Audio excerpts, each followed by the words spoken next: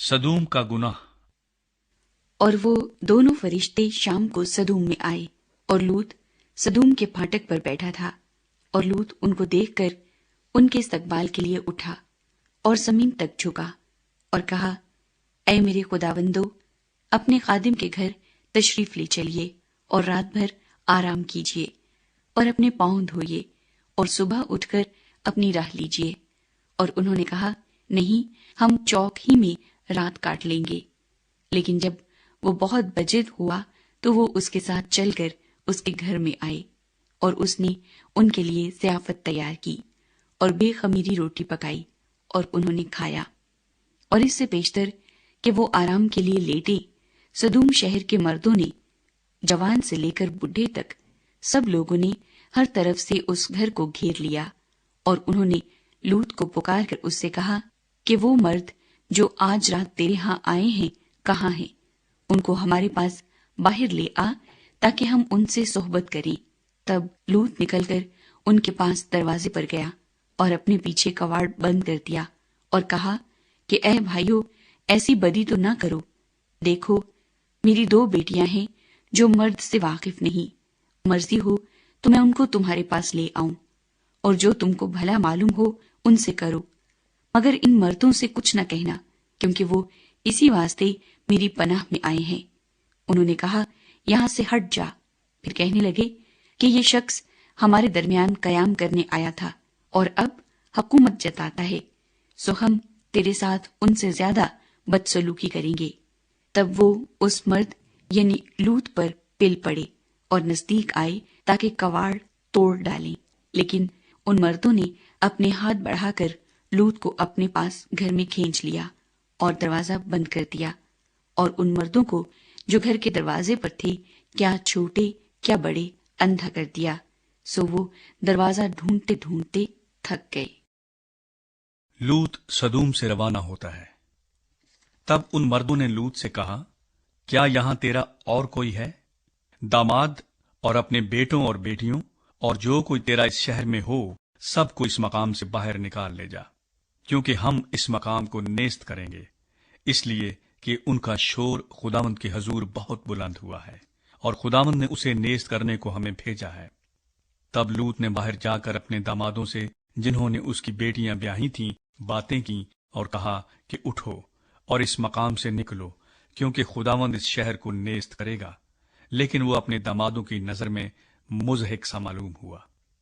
जब सुबह हुई तो फरिश्तों ने लूत से जल्दी कराई और कहा कि उठ, अपनी बीवी और अपनी दोनों बेटियों को जो यहां हैं ले जा।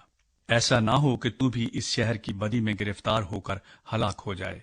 मगर उसने देर लगाई तो उन मर्दों ने उसका और उसकी बीवी और उसकी दोनों बेटियों का हाथ पकड़ा, क्योंकि खुदावंद की मेहरबानी उस पर हुई और उसे निकालकर शहर से बाहर कर दिया। और यूं हुआ कि जब वो उनको बाहर निकाल लाए तो उसने कहा, अपनी जान बचाने को भाग, ना तो पीछे मुड़कर देखना, ना कहीं मैदान में ठहरना। उस पहाड़ को चला जा, ता ना हो कि तू हलाक हो जाए। और लूत ने उनसे कहा कि आए मेरे खुदावंद, ऐसा ना कर। देख, तूने अपने खादिम पर करम की नजर की है और ऐसा बड़ा फजल किया कि मेरी जान बचाई। मैं पहाड़ तक जा नहीं सकता, कहीं ऐसा ना हो कि मुझ पर मुसीबत आ पड़े और मैं मर जाऊं। देख, ये शहर ऐसा नजदीक है कि वहां भाग सकता हूं, और ये छोटा भी है। इजाजत हो तो मैं वहां चला जाऊं। वो छोटा सा भी है और मेरी जान बच जाएगी। उसने उससे कहा कि देख, मैं इस बात में भी तेरा लिहाज करता हूं कि इस शहर को जिसका तूने जिक्र किया गारत नहीं करूंगा। जल्दी कर और वहां चला जा, क्योंकि मैं कुछ नहीं कर सकता जब तक कि तू वहां पहुंच ना जाए। इसीलिए उस शहर का नाम जुगर कहलाया। सदूम और अमूरा की बर्बादी। और जमीन पर धूप निकल चुकी थी जब लूत सुगर में दाखिल हुआ। तब खुदावंद ने अपनी तरफ से सदूम और अमूरा पर गंधक और आग आसमान से बरसाई, और उसने उन शहरों को और उस सारी तराई को और उन शहरों के सब रहने वालों को और सब कुछ जो जमीन से उगा था गारत किया। मगर उसकी बीवी ने उसके पीछे से मुड़कर देखा और वो नमक का सतून बन गई। और अब्राहम सुबह सवेरे उठकर उस जगह गया जहां वो खुदावंद के हजूर खड़ा हुआ था, और उसने सदूम और अमूरा اور اس ترائی کی ساری زمین کی طرف نظر کی، اور کیا دیکھتا ہے کہ زمین پر سے دھواں ایسا اٹھ رہا ہے جیسے بھٹی کا دھواں۔ اور یوں ہوا کہ جب خدا نے اس ترائی کے شہروں کو نیست کیا تو خدا نے ابراہم کو یاد کیا اور ان شہروں کو جہاں لوط رہتا تھا غارت کرتے وقت لوط کو اس بلا سے بچایا۔ موآبیوں اور امونیوں کا آغاز۔ اور لوط زگر سے نکل کر پہاڑ پر جا بسا، اور اس کی دونوں بیٹیاں اس کے ساتھ تھیں، کیونکہ اسے زگر میں بستے ڈر لگا، اور وہ اور اس کی دونوں بیٹیاں ایک غار میں رہنے لگے۔ تب پہلوٹھی نے چھوٹی سے کہا کہ ہمارا باپ بڈھا ہے، اور زمین پر کوئی مرد نہیں جو دنیا کے دستور کے مطابق ہمارے پاس آئے۔ آؤ ہم اپنے باپ کو مے پلائیں اور اس سے ہم آغوش ہوں، تاکہ اپنے باپ سے نسل باقی رکھیں۔